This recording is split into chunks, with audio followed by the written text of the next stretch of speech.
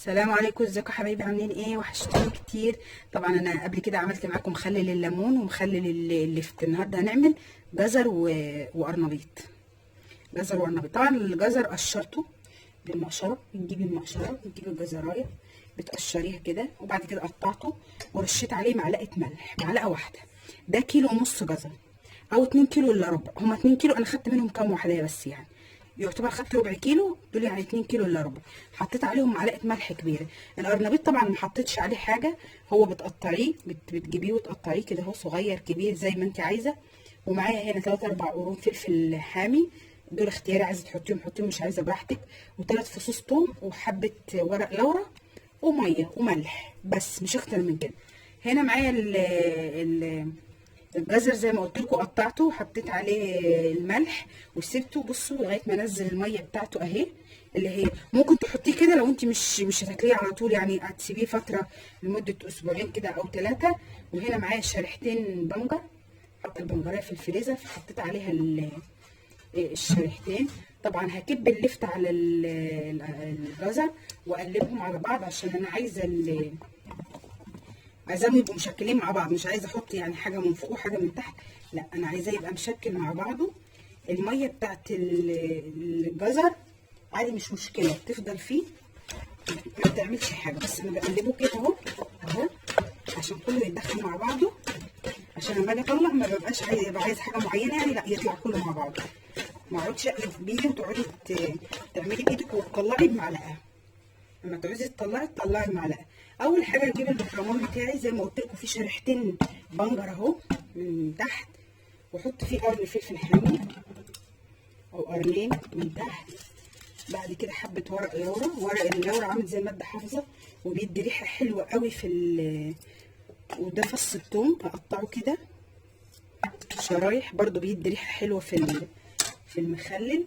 بعد كده اعبي بقى المخلل بتاعي جوه البقرمان اهو كده، واحط كده اهو،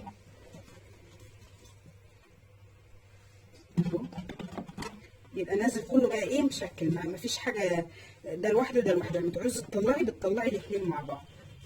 مش عايزه تحطي البنجر، في ناس بتحب اللفت يبقى ابيض، فعادي مش مشكله براحتك، يعني دي حاجه ترجع لك انت اهو. برضو باجي عند النص كده احط قرن فلفل حامي، اقطعه كده عشان يديله ريحه حلوه، واحط حبه ورق لورا كمان بيدوا طبعا ريحه رائعه، لكن ولا كمون ولا شطه ولا اي حاجه من الحاجات دي. قرن الفلفل الحامي ده بيغني عن كل حاجه. عندك هريسه شطه ممكن تحطي معلقه، ما عندكيش عادي برضو مش شرط اهو كده. افضل احط فيه كده، بعد كده اضغط عليهم عشان هو لما بيشرب ميه بتلاقيه طلع على وش البطرمان، وبتلاقي البطرمان تلته من تحت فاضي، لا اضغطي بايدك كده قد ما تقدري. وطبعا بصفيه من الميه، بس خلي بالك بقى لما تيجي تحطي الميه والملح ان انت حاطه الجزر حاطه عليه ملح بس. اهو قرن فلفل كده من فوق، قرن فلفل حامي كده من فوق، وورقتين لورا كمان احطهم على وش البطرمان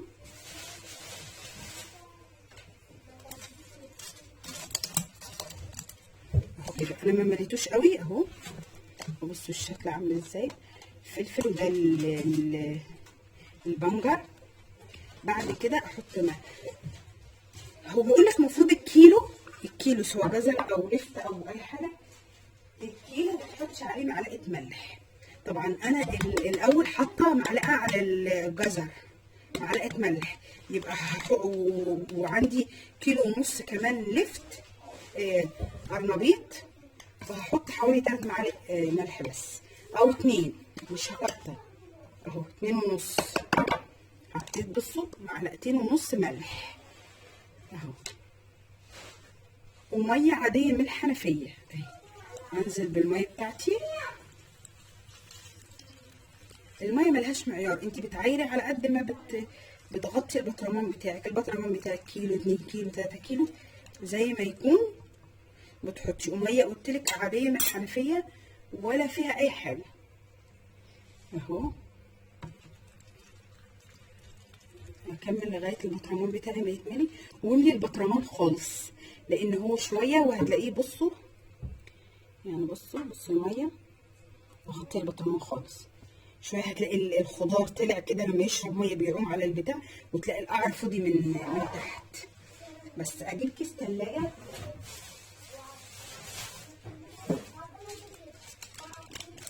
احطه على وش البطرمان واقفل البطرمان كويس. طبعا البطرمان بتاعك تبقي معقماه ويبقى نضيف، غسله كويس. لو هو بلاستيك تغسليه وتنشفيه وتسيبيه يتهوى شويه، ما تقفليهوش بالغطا وهو مغسول عشان ما يعملش ريحه. بس اهو كده بتسيبيه بقى لمده اسبوع او 10 ايام.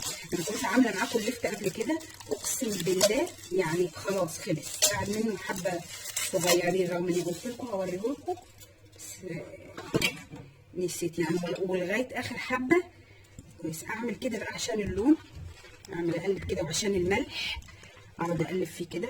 ممكن تحطيه في طبق وتسيبيه كده لغايه تاني يوم الصبح اهو، تقلبيه على وشه كده وتسيبيه لغايه تاني يوم الصبح عشان اللي من تحت ده يتبل، يعني يشرب ميه، ما يبقاش ناشف، ما يبقاش من فوق. بتلاقي يعني في ناس كتير بتجربه بتقول لك وشه بيبقى مسود. لا، اعملي الحركه دي وشه مش هيبقى مسود. لغايه بكره في طبق كده اقلبي وش البطرمان في طبق وسيبيه لغايه تاني يوم، وتاني يوم ابقي بصوا بتاع بينزل لون. بصوا بينزل لون بتاعه ازاي اهو. كل شويه كده اقلبيه قلبتين عشان اللون يوصل للقرنبيط كله. اتمنى يا رب وصفه النهارده تكون عجبتكم وتجربوها. اسيبكم في رعايه الله والسلام عليكم.